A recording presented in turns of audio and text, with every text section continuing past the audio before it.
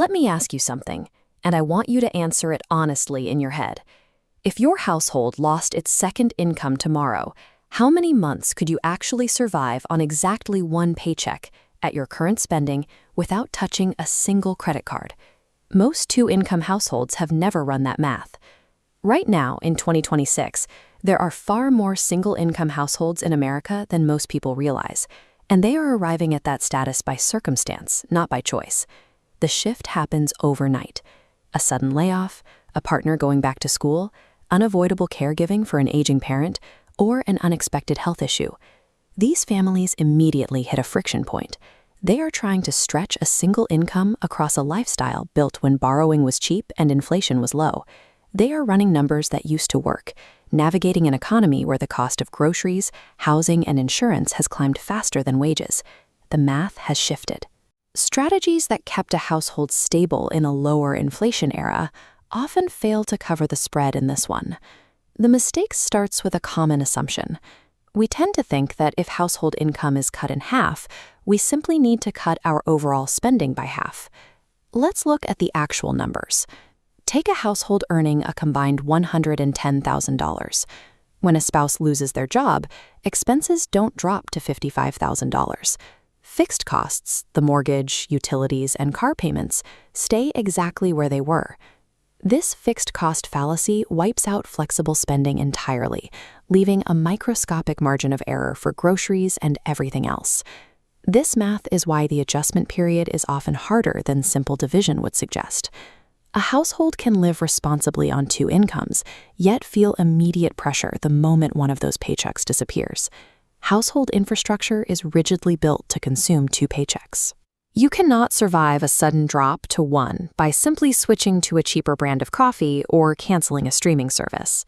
I talked to a family recently, we'll call them the Reeses, who lived this exact scenario. They went from a comfortable two-income household to a single-income one almost overnight after a layoff. For the first 3 months, they made zero changes to their lifestyle. It's a common human reaction. They assumed the job search would resolve quickly, and they wanted to protect their kids' routines and maintain a sense of normalcy during a stressful period. On paper, they were fine. They had built a 6-month emergency fund on two incomes, and it covered the monthly deficit. There was no visible strain on their day-to-day life. This wait-and-see approach triggers a psychological trap. Because the savings cover the gap so smoothly, there is no immediate pressure to make difficult structural cuts to their living situation. During those early months, a strong emergency fund acts as an anesthetic. It numbs the pain of the income loss, hiding the severe deficit the household is quietly accumulating every single week. By month 6, the situation shifted. The job search was taking longer than anyone had expected, and the reality of their position set in. This chart shows the decline of their savings account. There was no dramatic climax to this crisis, no bankruptcy filing or foreclosure notice. Instead, they faced a slow, agonizing month-by-month erosion of a bank balance they once thought was solid. This 6-month mark is the window where many households make a critical error. They use their emergency fund to subsidize a two-income lifestyle that no longer exists. The desire to maintain the status quo turns their savings into a weapon against them.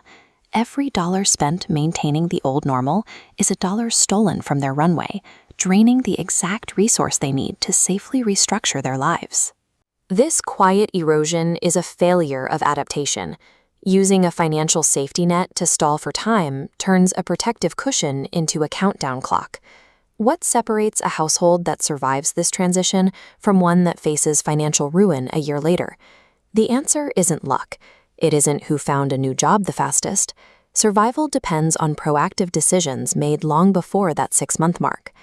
This flowchart visualizes a strategy we can call transition capital.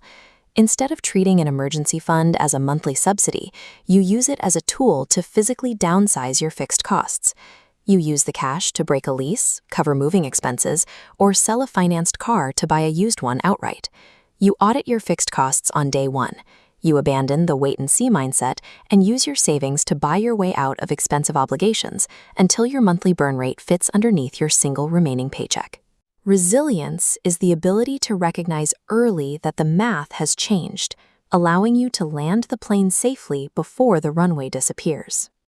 Think about your current spending for a second.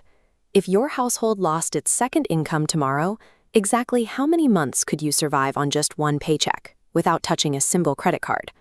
The reason that number matters right now is that the American economy has quietly produced a surge of single-income households.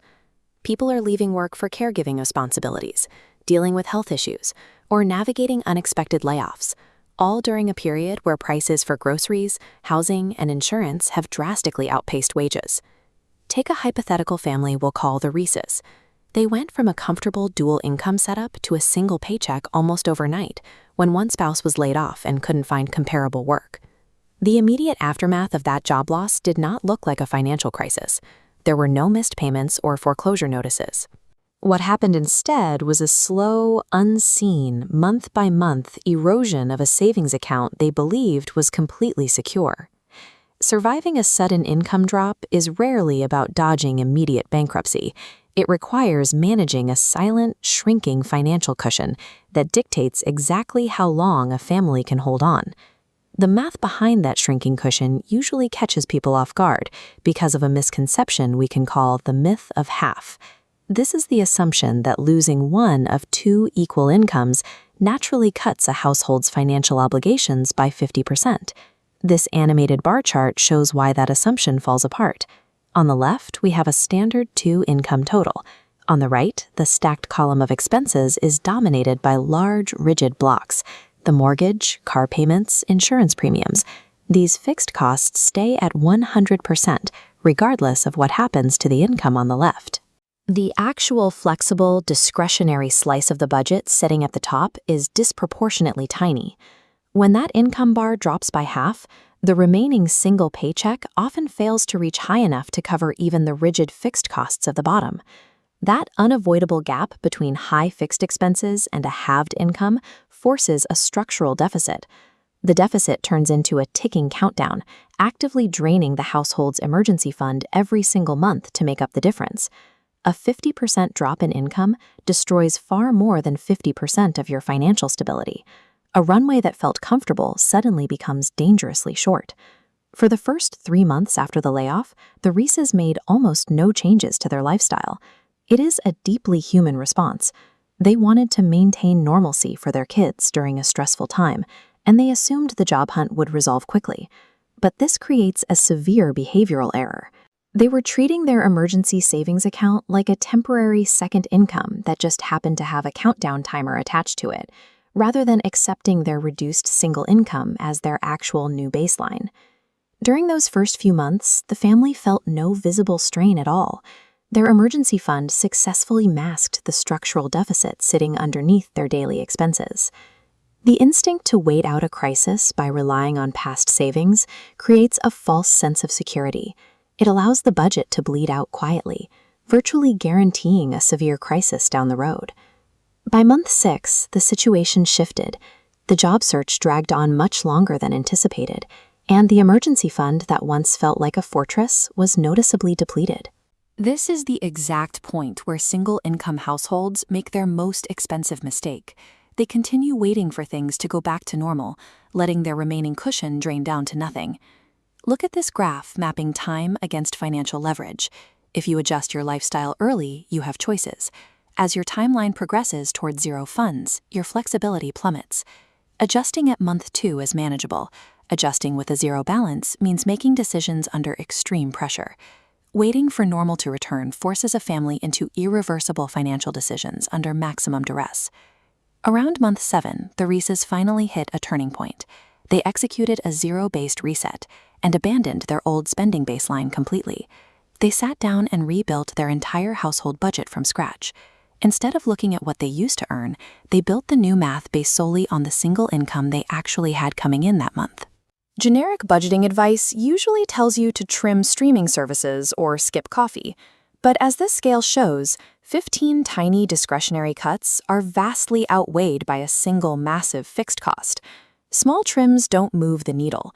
To survive, you have to attack 2 or 3 massive fixed expenses. The Reeses made the difficult choice to sell a second vehicle they had been holding onto entirely out of habit. They also had to evaluate something counterintuitive: strategic debt. During a long-term transition, a completely empty emergency fund is a massive liability. Holding on to a small cash cushion while taking on a modest, strictly time-limited amount of low-interest debt can actually preserve stability. It is often mathematically safer than draining your savings to absolute zero and leaving yourself completely exposed to a second emergency. Surviving a severe, long-term income gap requires aggressively tearing down your old baseline to build a new one.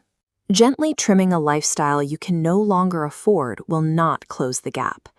We can distill this into a framework. Step 1. The moment the transition occurs, treat the remaining single income as your immediate, real baseline. Step 2. Focus your cost-cutting energy exclusively on a small number of heavy, recurring fixed expenses. Ignore the scattered small trims. Steps 3 and 4. Calculate your actual emergency runway in real months and evaluate strategic debt honestly to ensure you never hit a zero balance scenario. Step 5. Treat every recurring expense as something that must justify itself fresh. Rebuild the budget from scratch. Executing this specific 5-step framework early is the dividing line. It separates households that crash during an economic shock from ones that successfully stabilize. Here is your homework for this week. Sit down and explicitly calculate your own single income runway using your current spending rate. Take your savings and divide it by the monthly gap to find out exactly how many months of survival you have.